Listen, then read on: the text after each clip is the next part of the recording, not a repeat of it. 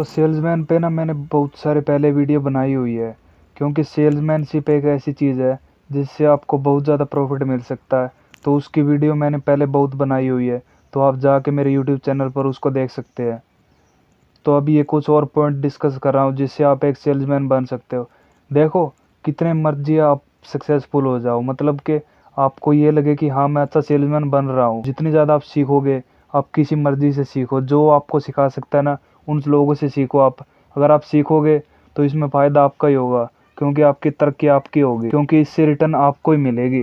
तो जितना हो सके ना अपनी नॉलेज को गेन करते रहिए, जहाँ मर्जी से आपको सीखने का मौका मिले आप उनसे सीखिए।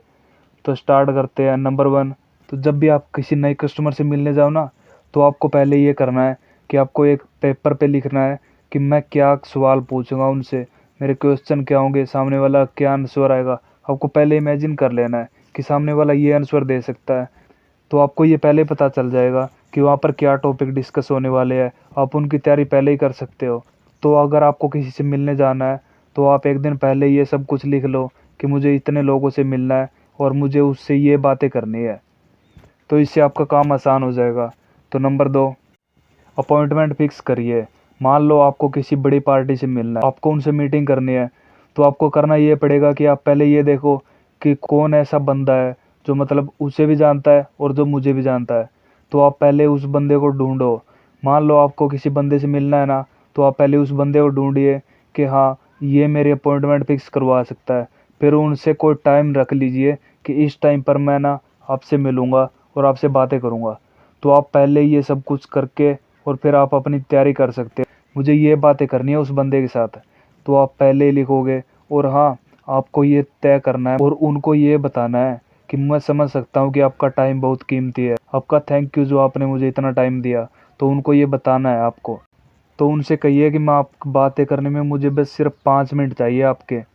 तो आप उनसे बातें स्टार्ट करिए। और हाँ, बस आपको उतना ही बोलना है, मतलब जितना इम्पोर्टेंट हो ना, तो बस आप 5 मिनट होते ही कह दिए, बस मेरी बात ख़त्म होगी। जितना आप कम बोलोगे आपके लिए उतना ही फ़ायदा है, मतलब आप जितने कम टाइम में आप अपनी बात बोलोगे ना, तो फ़ायदा आपका ही होगा।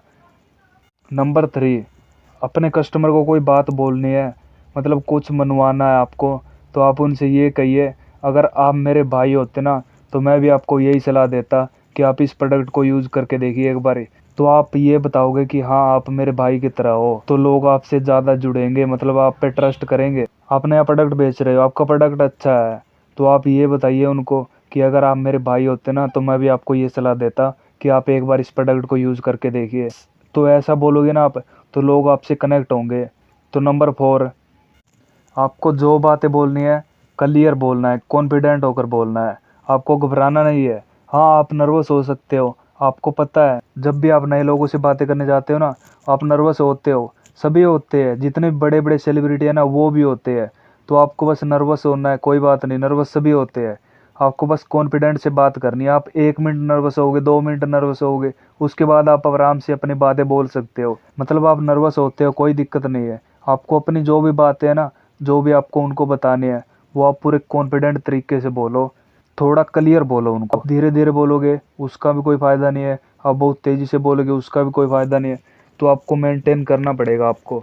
हाँ, बस आपको पूरे कॉन्फिडेंस के साथ बोलना है जो भी आप बोलोगे।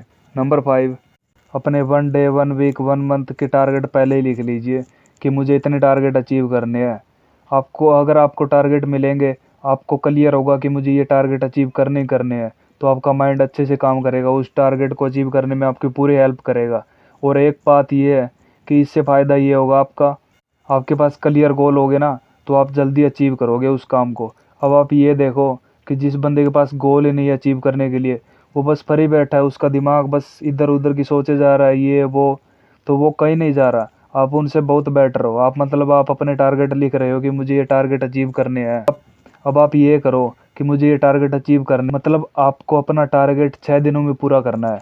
तो आप ये लिखो ना कि मैं अपने टारगेट को 4 दिनों में कैसे पूरा कर सकता हूँ। मान लो आपको सफलता नहीं मिली, कोई बात नहीं, आप 4 दिन का टारगेट रखते हो, आप उसको 4.5 दिन में, 5 दिन में आप उसको टारगेट को पूरा कर लोगे। कहीं आप 6 दिन में पूरा करने वाले थे, आपने 5 दिन में पूरा कर लिया। आप ब्रायन ट्रेसी, पता है क्या बात कहते हैं? ब्रायन ट्रेसी ये बात कहते हैं वो ये बात कहते हैं, आप जितना टारगेट रखते हो ना उसका 10 से 20% टाइम ज़्यादा लगता है बस मैक्सिमम। तो मान लो आपको कोई टारगेट 1 साल में अचीव करना है, तो आपको ये लिखना है कि मुझे ये टारगेट 6 महीने में कैसे मिलेगा। तो उनके हिसाब से ये होगा कि उस टारगेट को ना आप 7 महीने 8 महीने में पूरा कर सकते हो। ऐसा कर सकते हो क्योंकि टारगेट इतने टाइम में अचीव होगा जितना टाइम दिया हुआ होता है।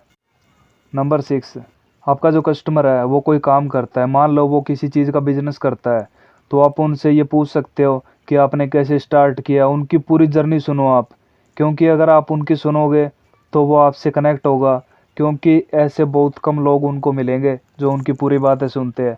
आप उनकी सक्सेस स्टोरी सुनो कि आपने कैसे स्टार्ट किया, आपको कहाँ पर दिक्कत आई, आपने उसका कैसे सल्यूशन निकाला।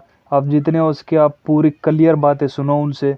इससे फ़ायदा ये होगा कि आपको ये पता चलेगा कि एक बंदे की सक्सेस स्टोरी कैसी होती है, उनको क्या फेलियर आते हैं, उनसे वो कैसे निपटता है। तो आपको पहले ही पता चल जाएगा ये। तो आप उनकी सक्सेस स्टोरी सुन सकते हो, ऐसी भी कोई बड़ी बात नहीं। हाँ, लोगों को सुनना पसंद नहीं होता, पर आप तो सेल्समैन हो यार। सेल्समैन को तो काम यही होता है कि उनको 80% सुनना पड़ता है और 20% बोलना।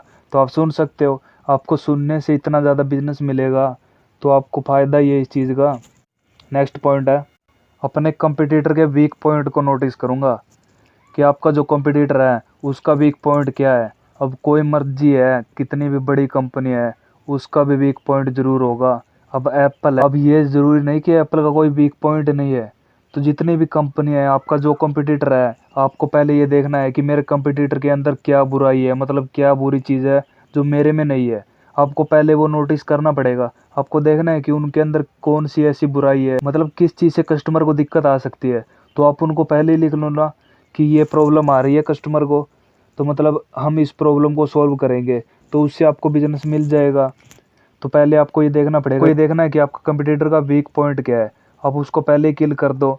आपको बताओ, आप लोगों को बताओ कि हमारे प्रोडक्ट में ये बुराई नहीं है, तो आपकी सेल ऑब्वियसली बढ़ेगी। और लास्ट पॉइंट है, आपके कस्टमर के पास 100 रीज़न होंगे कि आपका प्रोडक्ट बाय ना करने का, पर एक रीज़न तो ऐसा होगा जिससे वो आपका प्रोडक्ट बाय कर सकता है। आप पहले उनकी बातें सुनो, उनसे बातें करो, उनसे पूछो हमारे प्रोडक्ट में क्या प्रॉब्लम आ रही है। मान लो आपका प्रोडक्ट नया है, उनको विश्वास नहीं होता, वो पहले से कोई अच्छा प्रोडक्ट यूज़ कर रहे हैं। आप उनको बताओ ना कि हमारे प्रोडक्ट में ये अच्छी बात है, उनको आप फ्री सैंपल दे दो थोड़ा सा, कोई बात नहीं। आपको ये करना पड़ेगा, आपको ये देखना पड़ेगा कि कौन से ऐसे रीज़न है जिससे आपका प्रोडक्ट बाय नहीं कर रहा वो। आपको पहले उन प्रॉब्लम को किल करना पड़ेगा। 100 कारण हो आपके कस्टमर को आपका प्रोडक्ट ना लेने के, पर एक तो रीज़न होगा जिससे वो आपका प्रोडक्ट खरीद सकता है। तो आपको ये देखना पड़ेगा, आप उनसे रिलेशन बनाओ। स्टार्टिंग में वो आपको मना करेंगे, फिर आप उनसे बातें करो, 2-4 बार मिलो, फिर उससे ये होगा कि आपको आपको बिजनेस मिल ही जाएगा। तो सेल्समैन बनना कोई बहुत मुश्किल काम नहीं होता, आपको बस इम्प्रूवमेंट करनी पड़ेगी। इम्प्रूवमेंट तो किसी भी चीज़ में करोगे आप, तो आप कामयाब होगे। तो मिलते हैं नेक्स्ट वीडियो में।